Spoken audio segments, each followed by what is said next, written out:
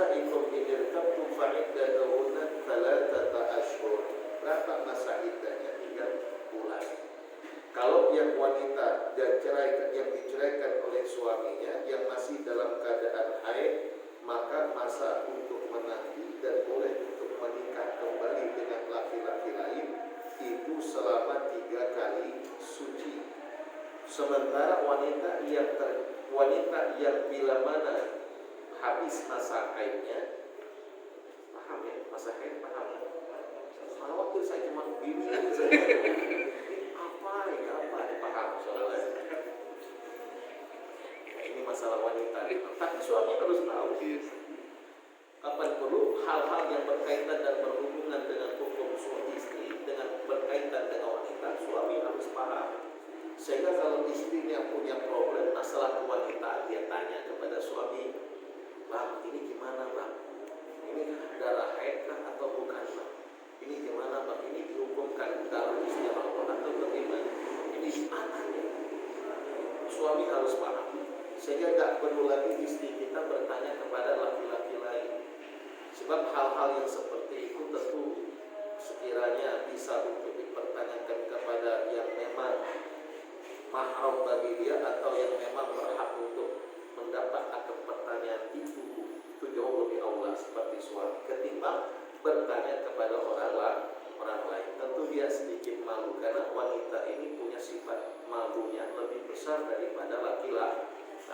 Coba lihat, kalau wanita sendirian itu masya Allah disapa saja sama laki-laki tersipu, tidak dia jawab.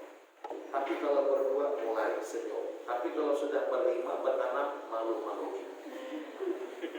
Itu wanita. Artinya jangkau dia sudah. Kada lagi pemalu, kada lagi penyimpan, tapi yang ada bagiannya. Kita yang dibuatnya malu. Wa ulatul ahmal ajalahunna ayyadana hamlahun. Nah, beda dengan wanita yang bila mana terjadi perceraian dalam rumah tangga. Kalau wanitanya dalam keadaan hamil, maka masa iddahnya di waktu hamlihi dengan melahirkan anaknya. Jadi kalau wanita yang masih dalam keadaan haid terjadi perceraian, masa iddahnya itu berapa? 3 kali suci. Kalau yang sudah tidak haid lagi terjadi perceraian, masa iddahnya 3 bulan. Kalau terjadi perceraian sementara dia dalam keadaan hamil, sah kata ulama, cuman berdosa suami yang menceraikan istri dalam keadaan hamil. Dan masa iddahnya berapa lama? Di waktu hamlihi sampai dia melahirkan. Makanya berdosa suami menceraikan istri. Kenapa? Terlalu lama dia harus menanti untuk bisa menentukan sikap dan juga pilihan hidup untuk berikutnya. Bayangkan 9 bulan lahir anak baru bisa menikah kembali dengan yang lain. Ya kalau sekiranya terjadi perceraian itu mungkin di akhir-akhir ataupun di saat ketika akan lahir anaknya. Tapi kalau di awal kehamilan sudah terjadi perceraian, berapa lama dia harus menanti? Nah, ini maka disebut dengan dosa. Baik. Wa qauluhu ta'ala, dan ayat yang ketiga pada surah Al-Baqarah 234, Allah Subhanahu wa ta'ala berfirman, walladzina yatawaffawna minkum wa yadharuna azwajan yatarabbasna bi anfusihinna arba'ata ashhur wa 'ashra. Ini lain lagi. Jadi kalau ada seorang wanita yang kemudian punya suami, wafat suaminya, meninggal suaminya. Nah, ketika waktu masa wafatnya dan kemudian ingin dia menikah kembali dengan laki-laki lain, umpama dia tidak boleh untuk menikah dengan laki-laki lain kecuali masa iddahnya sudah habis. Berapa lama masa iddah berlaku bagi wanita yang ditinggal mati oleh suami? Arba'ata ashhur wa 'ashra, 4 bulan 10 hari. Ini yang kadang-kadang terabaikan oleh kita. Suami baru meninggal 1 minggu kemudian bersoleknya luar biasa. Berdandan, dia pergi kemana-mana, ke kondangan, bahkan ketika reunian, apalagi bertemu kawan-kawan lawas, sudah pertemuan dengan mantan, ini bahaya. Jadi reunian itu berbahaya. Tidak semua membawa kepada hal yang positif, bisa jadi membawa kepada hal yang negatif. Nanti ketemuan lawas kena wayah ini kayak apa, berapa anak, kayak apa kayak apa kehidupan, aduh ya, ada bahagia aku di anak, makanya mau aku maka ya. Nah, ini mulai nanti sudah ada celah-celah sedemikian rupa akhirnya masuk kepada perangkapnya syaitan, akhirnya terjadilah perselingkuhan.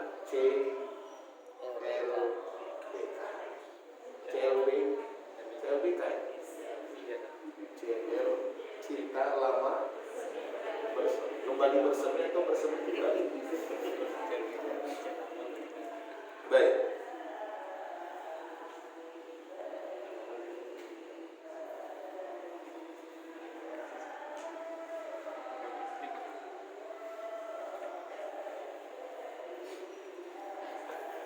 Ini diantara ayat-ayat Al-Quran yang berbicara dan yang menjelaskan tentang masalah iddah dan hukum wajibnya iddah bagi seorang atau hukum wajibnya iddah bagi seorang wanita, baik yang dicerai sebab karena perceraian dan sebab karena meninggal dunia dan juga dalam kondisi haid atau dalam kondisi sudah berhenti dari masa haidnya, bahkan dalam kondisi hamil.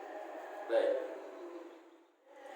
Wa ajma'u, dan sepakat ulama annal mutallaqah qabla dukhuli la iddata 'alayha wa dhalika liqoulihi ta'ala ya ayyuhalladzina amanu idza nakahtumul mu'minat thumma talaqtumuhunna min qabli an tamassuhunna fama lakum 'alayhinna min iddah ta'tadunaha famati'uhunna wasarrihuhunna sirahan jamila. Lalu bagaimana kalau dalam kehidupan rumah tangga, maaf, sekali lagi maaf, kadang ada orang yang tadinya Masya Allah, tabarakallah, apa kata orang sekarang, bercintaan, cukup lama berpacaran, cukup lama bercintaan dengan alasan untuk saling kenal satu dengan yang lain, sepakatlah untuk membina sebuah rumah tangga, lalu kemudian disepakati tanggal, akad nikah pun berlangsung. Belum lagi sempat hitungan minggu, dalam hitungan hari, bahkan mungkin jam, ternyata terjadi perceraian. Padahal masa-masa indah dia jalani sedemikian rupa, tapi ketika menikah sudah terjadi persoalan dalam rumah tangganya. Cerai, belum sempat disentuh, maksud disentuh ini melakukan hubungan. Belum sempat melakukan hubungan, terjadilah perceraian itu. Lalu apakah ada iddah bagi wanita yang dicerai oleh suaminya sementara belum digauli, sementara belum disentuh atau di apa namanya, susah bilangnya, belum dijimah, belum digauli, belum dilakukan hubungan badan. Oleh ulama sepakat bahwa wanita yang apabila terjadi perceraian bagi wanita yang belum melakukan hubungan suami istri dengan suaminya, maka fala iddata laha, tidak diperlakukan atas dirinya iddah. Jadi tidak apa-apa, tidak ada iddah. Belum lagi disentuh, belum lagi dilakukan hubungan, belum terjadi hubungan badan, terjadi perceraian, maka tidak ada iddah berlaku atas dirinya. Andai hari itu terjadi perceraian, kemudian dia menikah dengan wanita, dengan laki-laki lain, hukumnya boleh. Tidak mesti harus menanti ada masa iddah. Tapi syaratnya apa? Syaratnya qabla dukhul, artinya sebelum terjadinya hubungan. Tapi kalau sudah terjadi hubungan, berlaku hukum iddah. Maka kata ulama, sebelum kita mengkaji apa saja macam daripada iddah dan bagaimana Islam menjelaskan dan menerangkan tentang hukumnya, kita perlu mengetahui apa sih hikmah daripada iddah. Apa hikmah disyariatkannya iddah bagi wanita yang dicerai oleh suami. Kata ulama, innal iddata syuri'at bi hikmatin 'azimah wa maslahatin syar'iyyatin wa ijtima'iyyah laha makanatuha wa ahdafuha fil Islam ala wa hiya al-muhafadhah 'ala al-ansab wa at-tahsin laha min al-ikhtilaf. Itu diantaranya. Kata ulama, saat ketika Islam mewajibkan sesuatu kepada umatnya atau melarang untuk umatnya melakukan, mesti dibalik daripada perintah dan larangan itu ada hikmah yang tersirat di dalamnya. Mustahil tidak ada hikmahnya, mesti ada hikmah. Dan ini yang kita perlu kaji. Ini yang kita perlu ketahui, apa hikmah, apa kebaikan yang kita akan dapatkan daripadanya. Kata ulama, di antara secara umum hikmah yang kita bisa ambil dan hikmah yang kita dapatkan dengan disyariatkannya iddah bagi wanita tidak lain dan tidak bukan muhafadzah 'alal ansab wa tahsil laha minal ikhtilaf, menjaga kemurnian ataupun kesucian daripada nasab. Nah itu dia. Itu satu di antaranya, biar nasab ini jelas. Jangan sampai ketika terjadinya perceraian lalu kemudian nikah langsung dengan laki-laki lain, otomatis setelah dia menikah dia merasa kalau hubungan yang akan dia lakukan halal, lalu kemudian dia melakukan hubungan suami istri sementara istrinya dalam kondisi hamil. Nah ini nanti anak-anak ikhtilat, terjadi percampuran benih antara suami yang pertama dengan suami yang kedua. Ini rusak nanti nasabnya. Ini berbahaya, buruk akibatnya. Maka Islam tidak membenarkan yang sedemikian. Islam menjaga nasab. Lihat, satu di antara 5 yang wajib untuk kita jaga adalah satu di antaranya nasab. Kan Islam menjaga agama. Agama dipelihara, dilindungi. Maka tidak ada suatu perkara yang boleh untuk kita lakukan bila berdampak merusak agama. Kedua, jiwa. Jiwa ini juga dijaga, dipelihara. Tidak boleh untuk tidak dibenarkan melakukan suatu perbuatan yang dapat mengancam keselamatan jiwa. Maka kalau itu terjadi ada sanksi hukumannya. Kalau terjadi pembunuhan, ini kan dampak kepada jiwa. Orang yang membunuh maka hukum qisas diperlakukan atas dirinya. Tujuan hukum qisas itu untuk apa? Menjaga agar jiwa terselamatkan. Kedua, ketiga akal. Akal juga dipelihara. Allah berikan kemuliaan kita, Allah istimewakan kita dengan akal yang diberikannya dibandingkan dengan umat, dibandingkan dengan makhluk-makhluk lain. Maka apapun bentuk perkara yang dapat merusak akal, maka ada sanksi hukumannya. Apa yang dapat merusak akal? Minuman keras. Minuman keras dapat merusak akal. Maka orang yang melakukan minuman keras, yang melakukan perbuatan itu yang mengakibatkan rusak akal sehatnya, ada sanksi hukuman apa? Jilad samanina jaldah, cambuk 80 kali cambukan. Lalu keempat apa? Mal, harta. Harta juga wajib dipelihara. Kalau ada orang yang melakukan suatu perbuatan mengancam akan keselamatan harta kita, maka ada sanksi hukumnya. Apa bentuk yang mengancam keselamatan harta? Mencuri, umpama, merampok. Kalau ada orang melakukan pencurian, maka ada hukum sanksi yang diperlakukan. Apa dia? Hudud. Apa? Bukan apa? Qatul yad. As-sariq was-sariqatu faqtahu aydiyahuma jazaan bima kasaba. Kalau tidak salah begitu ayatnya. Ya. As-sariq was-sariqah, yang mencuri, laki-laki yang mencuri dan perempuan yang mencuri, faqtahu aydiyahuma, potong tangan mereka. Dipotong tangan bagi tindak kejahatan pencurian. Maka dan yang kelima adalah nasab, keturunan. Maka kalau ada perbuatan yang dapat mengganggu atau dapat merusak nasab, wajib untuk diberikan atas perbuatan itu sanksi bagi pelakunya. Apa dia? Zina. Zina tidak boleh hukumnya. Maka kalau ada yang melakukan zina, andai dia belum menikah namun ia lakukan, maka fajlidu kulla wahidin minhuma mi'ata jaldah, cambuk 100 kali cambukan. Tapi kalau yang sudah menikah, selingkuh masih. Ini yang belum menikah berzina, cambuk 100 kali cambuk. Sudah punya suami, sudah punya istri, tapi masih selingkuh, melakukan hubungan dengan wanita yang bukan istrinya, melakukan hubungan dengan laki-laki yang bukan suaminya. Apa cambuk? Apa hukumannya? Rajam, pukul atau lempar dengan batu sampai mati dia. Kok lebih berat? Iyalah, kenapa lebih berat dibandingkan dengan yang masih bujang? Karena yang masih bujang belum punya istri, yang masih bujang belum punya suami, yang sudah punya pasangan, kok kenapa masih mencari yang haram? Nah, itulah lebih berat cambukan, lebih berat sanksi hukumnya. Dan ini 5 wajib dipelihara. 5 hal ini wajib dipelihara. Nah, oleh karenanya hati-hati jangan sampai kita melakukan dan merusak keturunan. Islam menjaganya. Satu di antaranya bagaimana cara menjaga nasab ini tadi dengan menerapkan hukum iddah.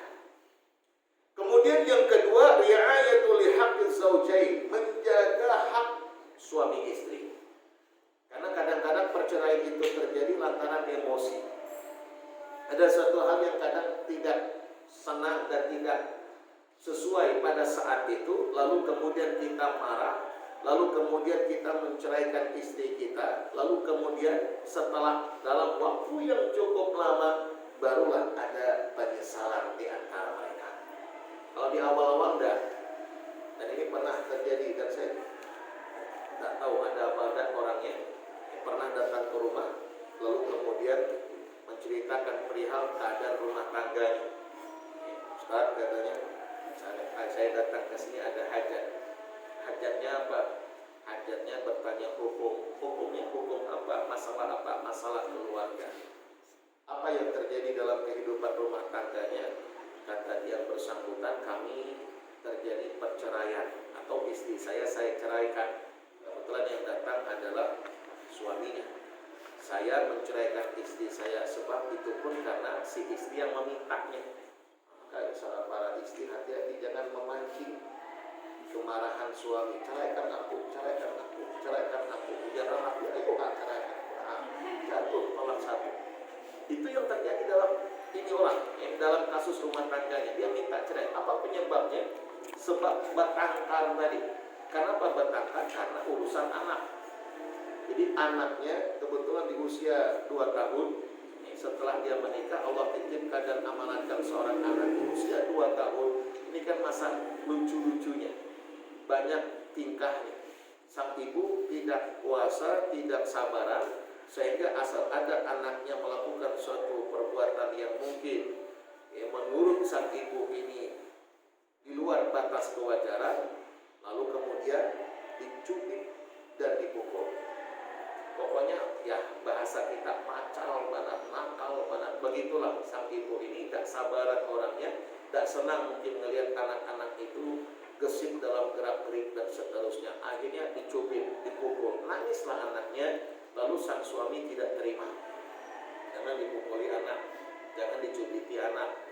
Bertengkarlah mereka berdua. Lalu kemudian di akhir pertengkaran ingin bercerai tadi lantaran si wanitanya minta dicerai. Jadi permasalahan ini bukan hanya sekali tapi berulang-ulang. Lalu terjadilah perceraian. Baik kata suami, saya ceraikan kamu. Nah, ini waktu emosi, jatuhkah talak atas istrinya? Jatuh. Walaupun emosi, walaupun bahkan tidak ada niat sekalipun untuk menceraikan, tapi kalau dengan lafaz dan kata-kata aku ceraikan kamu, aku tolak kamu, itu jatuh talak satu. Jadi jangan sampai aku ada juga ada niat agar menceraikannya, kada ada niat. Tapi kalau kada ada niat, kenapa mengucapkan talak? Jadi kata ulama, kalau lafaz yang keluar dari mulutnya itu adalah lafaz yang sharih, yang tidak membawa makna lain selain daripada cerai, maka ada niat ataupun tidak ada niat tetap jatuh satu. Lain halnya kalau sekiranya dia ungkapan yang berbeda. Umpamanya bertengkar, pulang ke rumah orang tuamu. Nah, ini pulang ke rumah orang tua ini nyuruh apa? Kalau niat untuk menceraikan, jatuh tolak. Tapi kalau dia katakan pulang ke orang tuamu, boleh sana.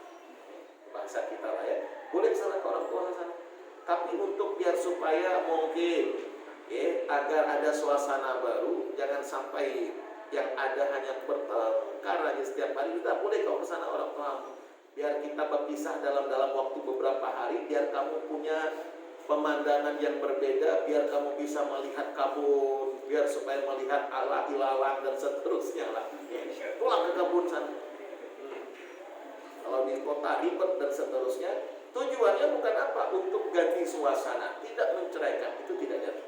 Tapi kalau sudah lafaznya sore, ada niat atau tidak ada niat, jatuh talak satu. Nah ini yang terjadi, terpisahlah suaminya dengan anaknya, istrinya dengan orang tuanya. Seminggu berlalu aman, 2 minggu biasa, minggu yang ketiga baru terasa hidup hampa tanpa orang yang dicinta. Makanya datang ke rumah waktu itu, kayak Pak Ustadz, kawakah kami berpulihkan? Nah, lihat, kawak kada kami rujuk kembali, kawak kada kami untuk bersatu lagi. Sudah berapa lama terjadi perceraian ini? 3 minggu katanya. Saya katakan kalau hanya dalam batas 3 minggu masih. Sebab bagi wanita yang diceraikan oleh suami, masa iddahnya 3 kali suci.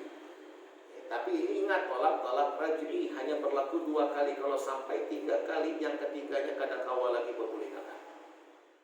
Berapa kali sudah terjadi perceraian? 1 kali, inilah yang pertama. Dan saya merasa menyesal. Kenapa saya lakukan yang sedemikian?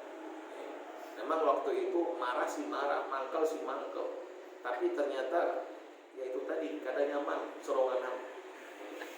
Baru terasa hidup sendirian tidak menyenangkan. Pada waktu bersama, Masya Allah. Maka memang beda orang yang sudah menikah, lalu tiba-tiba berpisah dalam waktu yang lama dengan orang yang belum pernah menikah sebelumnya. Tidak sama rasanya. Ya. Kalau orang yang sudah menikah, kepengennya bersama saja. Lalu kemudian terpisah dalam waktu yang cukup lama, mungkin karena tugas, mungkin karena tempat usaha, akhirnya satu di Pekanbaru, satu di Tembilahan. Masya Allah, sementara dalam beberapa waktu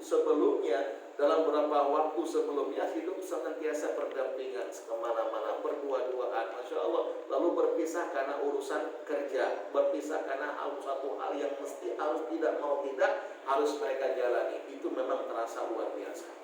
Padahal sebelum menikah aman, tinggal di sana, kita di sini biasa. Tapi kalau sudah menikah, 1 minggu saja, 1 hari kita berpisah ibarat seperti 1 minggu lamanya. 1 minggu kita tidak berjumpa seakan-akan seperti 1 bulan. Apalagi sampai 1 bulan, seakan-akan sampai 10 tahun lamanya tak bertemu. Soalnya insya Allah ya. Kita doakan insya Allah dalam waktu dekat, insya Allah. Insya Allah jodohnya sudah ada, insya Allah. Udah ya? Bulan apa? Bulan haji ya. Bulan Syawal lagi ya, insya Allah. Insya Allah.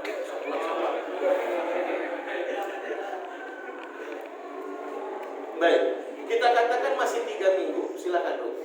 Gimana cara rujuknya? Cukup dengan kalimat raja'tu, aku kembali kepadamu, atau dengan perbuatan berkumpul melakukan hubungan selesai.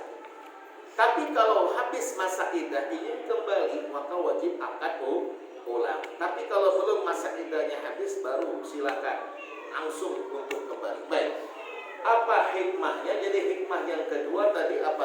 Ri'ayatul lihaqqiz zaujaini, untuk menjaga hak masing-masing pasangan agar jangan sampai terjadi hal yang tidak diinginkan atau penyesalan. Jadi dengan masa iddah ada, itu kawa berboleh kita. Dengan masa iddah yang diperlakukan, kita masih bisa untuk kembali. Coba kalau tidak ada masa iddah, terjadi hari ini perceraian, padahal waktu emosi kita. 2 hari kemudian istri kita langsung menikah dengan laki-laki lain. Kemudian kita ingin kembali, apa bisa? Tidak bisa lagi. Atau istri kita kepengen kembali dengan kita setelah dia menikah dengan laki-laki lain, Masya Allah, ternyata yang kedua ini lebih parah lagi dari yang pertama. Menyesal saya menikah dengan yang kedua ini. Bagus yang pertama. Maka oleh karenanya jangan menganggap dan jangan berhayal. Apa yang sudah Allah berikan kepada kita, yakinlah itu yang terbaik. Jadi jangan sampai ada sedikit pun rasa dalam diri kita untuk mencari yang lain. Ketika Allah berikan jodoh kita, istri untuk kita, buat ini yang terbaik yang Allah berikan.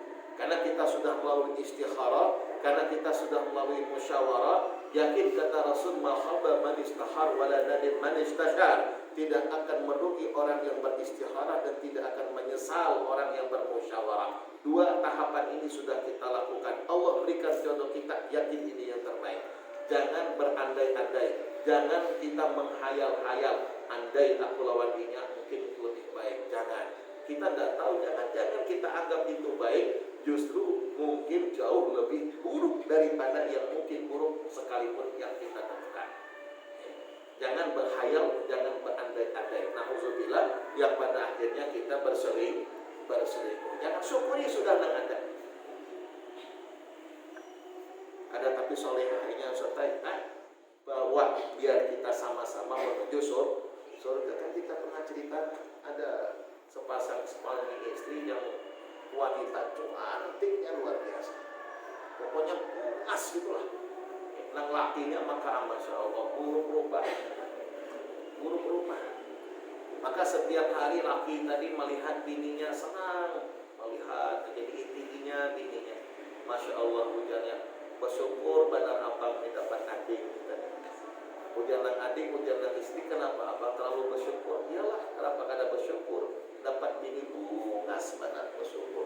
Solehah pulang, baik pulang, rajin pulang ibadahnya, bukan hanya bungas zahirnya, tapi bungas hatinya. Apa kada bersyukur? Hujan bini, mudah-mudahan Allah kumpulkan kita dalam surga. Hujan lagi kayak apa caranya? Caranya abang bersyukur dapat aku bini bungas, aku bersabar dapat abang lagi.